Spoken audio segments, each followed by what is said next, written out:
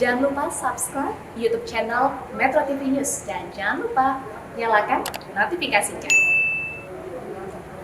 Anda kembali di Metro Siang, pemirsa. Keputusan Gubernur Anies Baswedan merevisi kenaikan upah minimum provinsi tahun 2022 dari angka 0,85% menjadi 5,1% menuai respons beragam. Kita akan lihat di grafis pertama mengenai pengumuman kenaikan persentase UMP yang disampaikan oleh Gubernur Anies Baswedan pada tanggal 18 Desember lalu dalam keterangan tertulis. Di sini Anies Baswedan mengatakan bahwa untuk UMP DKI Jakarta tahun 2022 naik sebesar 5,1% dan jika dirupiahkan angkanya mencapai Rp225.667.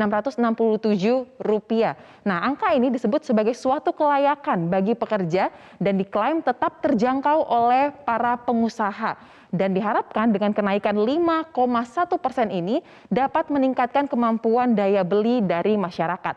Anies menyebut bahwa keputusan ini didasarkan atas hasil kajian dan perhitungan dari proyeksi pertumbuhan ekonomi Bank Indonesia.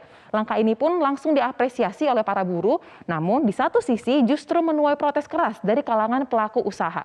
Pertanyaannya, mengapa para pengusaha ini protes? Ternyata karena keputusan ini dianggap melanggar keputusan pemerintah pusat tentang kenaikan UMP tahun 2022. Kita akan lihat di grafis kedua, kenaikan UMP 2022 yang diatur oleh pemerintah. Di sini dituangkan dalam PP nomor 36 tahun 2021, di mana pemerintah memutuskan kenaikan UMP yaitu di angka 1,09% dan penetapan ini sudah sesuai dengan payung hukumnya, yaitu di Undang-Undang Cipta Kerja nomor 11 tahun 2020, kemudian juga peraturan turunannya, yaitu di peraturan nomor 36 tahun 2021 tentang pengupahan. Angka 1,09% ini bukan merupakan angka yang sama untuk semua daerah, melainkan angka rata-rata nasional. Jadi bisa saja kenaikan UMP di setiap provinsi lebih tinggi sedikit atau justru lebih rendah sedikit dari angka 1,09%. Kendati demikian, yang namanya keputusan sudah barang tentu menuai pro dan kontra khususnya dari kalangan yang bersinggungan langsung.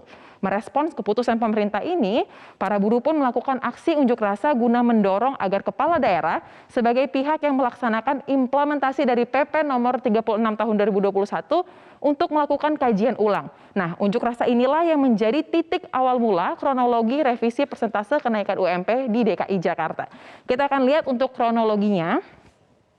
Kita ingat pada tanggal 29 November lalu dan juga tanggal 8 Desember lalu ada ratusan ribu buruh yang menggelar aksi unjuk rasa di Balai Kota DKI Jakarta menuntut agar kenaikan UMP DKI Jakarta lebih tinggi dari yang sudah ditetapkan, yaitu dari angka 0,85%. Kemudian Gubernur Anies Baswedan tanggal 29 November lalu menghampiri masa tersebut dan ia menjanjikan akan menegosiasi ulang formula kenaikan UMP kepada pemerintah pusat.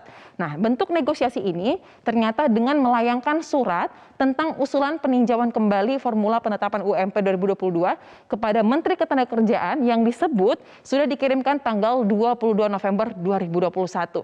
Dan kemudian selang waktu berjalan, ternyata tanggal 18 Desember pemerintah Provinsi DKI Jakarta mengumumkan bahwa UMP DKI direvisi kenaikannya menjadi 5,1%. Sehingga akibat revisi kenaikan UMP 2022, maka besaran UMP di DKI Jakarta pada tahun 2022 depan sudah berubah, di mana yang awalnya kita akan lihat angka jika kenaikannya 0,85% ini, maka UMP tahun 2022 di angka 4,4 juta sekian. Namun karena 5,1 kenaikannya pada tahun 2022 menjadi 4,6 sekian.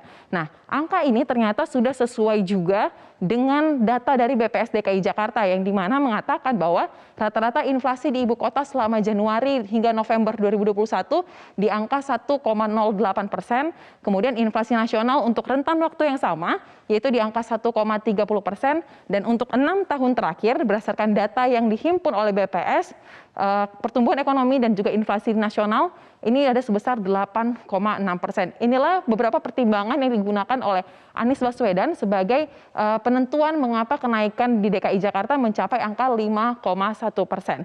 Sebagai aturan pelaksana tentang pengupahan, sebenarnya di dalam PP nomor 36 tahun 2021 telah memuat ketentuan formula penghitungan UMP.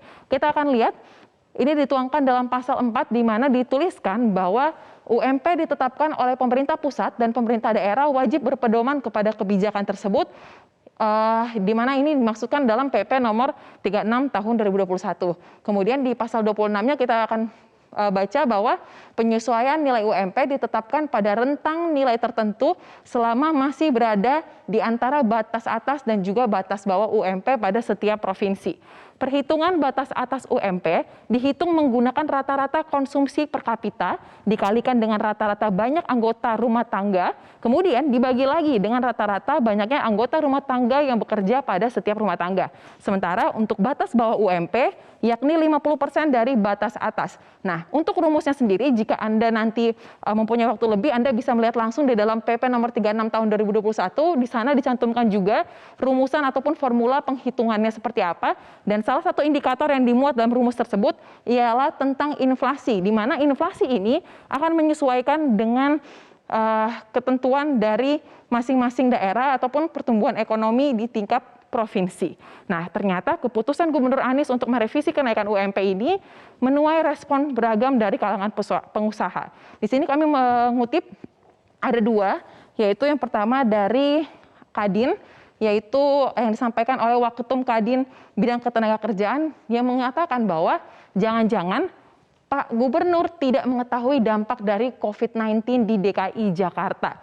Nah, Dima tidak mengetahui mengapa sampai seberapa parah dampak ini, banyak buruh yang terdampak dan juga perusahaan yang tertutup.